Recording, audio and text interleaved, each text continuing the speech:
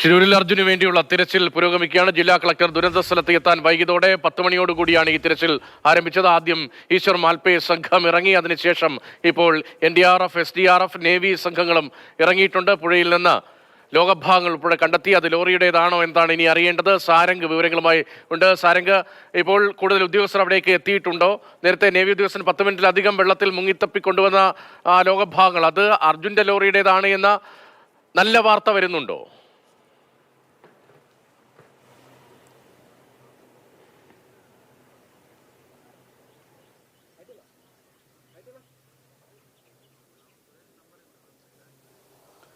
രതീഷ്, ഇതുവരെയും നമ്മൾ പ്രതീക്ഷിച്ച ആ നല്ല വാർത്തയിലേക്ക്, ആ ഒരു സ്ഥിരീകരണത്തിലേക്ക് നമ്മൾക്ക് എത്തിച്ചേരാൻ സാധിച്ചിട്ടില്ല. എന്തായാലും ഇനി വരുന്ന മണിക്കൂറുകളിൽ നമ്മൾക്ക് ഇന്നലെ വൈകിട്ടുണ്ടായതുപോലെ അല്ലെങ്കിൽ ഇന്ന് രാവിലെ ഉണ്ടായതുപോലെ നിർണായകമായ പല കണ്ടെത്തലുകളും പുഴയുടെ അടിത്തട്ട് നമ്മൾക്കായി ഒളിപ്പിച്ചു വെച്ചിട്ടുണ്ട് എന്നുള്ള പ്രതീക്ഷകളൊക്കെ തന്നെയാണ് ഇവിടെ തിരച്ചിൽ നടത്തുന്ന ഓരോ സേനാംഗങ്ങൾക്കുമുള്ളത്. ഇപ്പോൾ നമ്മൾ തൊട്ട് മുൻപേ ആയി നേരത്തെ നമ്മൾ ഇത്തരത്തിൽ കാർവാർ MLA പുഴയിൽ ഇറങ്ങി NDRF സംഘത്തോടൊപ്പം തന്നെ യാത്ര ചെയ്ത് പുഴയിലെ നിലവിലെ അവസ്ഥ വിശകലനം ചെയ്യുന്ന ദൃശ്യങ്ങൾ നമ്മൾ പുറത്തുവിട്ടിരുന്നു.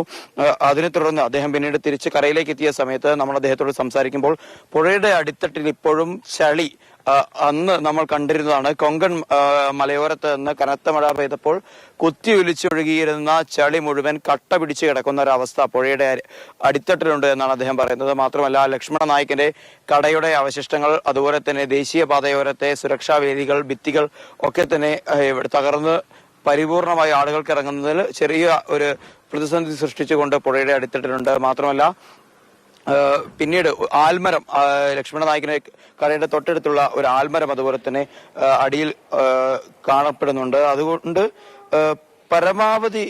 പരമാവധി കഠിനാധ്വാനം ചെയ്യാനുള്ള തയ്യാറെടുപ്പിലാണ് ഇവിടെ എത്തിയിട്ടുള്ള മുഴുവൻ സേനാംഗങ്ങളും. രണ്ട് സംസ്ഥാനങ്ങളിലെയും MLA മാർ ഇവിടെ തന്നെയുണ്ട്. കർണാടക തന്നെ പ്രതിനിധീകരിച്ചിട്ടുണ്ട്. ഇത്തരത്തിൽ സതീഷ് കൃഷ്ണസേലും അതുപോലെ കേരളത്തിന്റെ പ്രതിനിധിയായി AKM അഷ്റഫും ഇവിടെ തന്നെയുണ്ട്. അവർ തമ്മിലുള്ള ഒരു സംഭാഷണം പലപ്പോഴും നടക്കുന്നുണ്ട്. അത് ഇരു സംസ്ഥാനങ്ങളും തമ്മിലുള്ള ചില അഭിപ്രായ ഭിന്നതകളൊക്കെ തന്നെ പരിഹരിക്കാൻ ഒരു പരിധിവരെ സഹായകമാവും എന്നുള്ളൊരു വിശ്വാസം കൂടെയുണ്ട്. എന്തായാലും ജില്ലാ ഭരണകൂടം എന്ന തരത്തിൽ വലിയ തോതിലുള്ള ഉദ്യോഗസ്ഥ വൃത്തമൊന്നും ഇതുവരെ നമ്മൾക്കിവിടെ കാണാൻ സാധിക്കുന്നില്ല. അത് എന്തുകൊണ്ടാണ് എന്നതിന് കൃത്യമായ മറുപടി നൽകാൻ അവർക്കാർക്കും സാധിക്കുന്നില്ല. മാത്രമല്ല, മാധ്യമപ്രവർത്തകരെ കൃത്യമായി തടഞ്ഞു വെക്കാൻ വേണ്ടിയുള്ള ഒരു നിർദ്ദേശം പോലീസ് ഉദ്യോഗസ്ഥർക്ക് കിട്ടിയ പോലെ